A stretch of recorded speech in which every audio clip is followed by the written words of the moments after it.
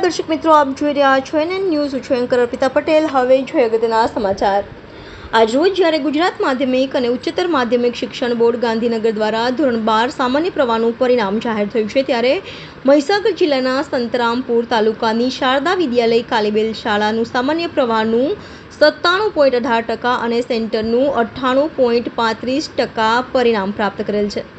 શાળાની વિદ્યાર્થીની બારિયા વનિતબેને 700 ગુણમાંથી 635 ગુણ મેળવી 90.71% સાથે પ્રથમ ક્રમ પ્રાપ્ત કરેલ છે. બારે રાકેશભાઈએ 700 ગુણમાંથી 622 ગુણ મેળવી 90.27% સાથે દ્વિતીય ક્રમ, તેમજ પરમાર માનસીબેને 700 ગુણમાંથી 620 ગુણ મેળવી 88.28% સાથે શાળામાં તૃતીય નંબર પ્રાપ્ત કરેલ છે.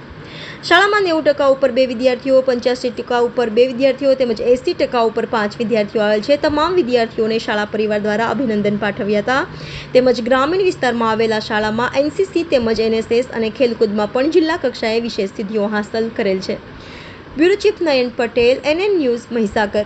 દર્શક મિત્રો, તમારી આસપાસ બની રહેલી અવનવી ઘટનાઓ વિશે જાણવા માટે એનએન ન્યૂઝને લાઇક કરો, શેર કરો, સબસ્ક્રાઇબ કરો અને બેલ આઇકન પ્રેસ કરો, જેથી આપની નોટિફિકેશન્સ મળતી રહે.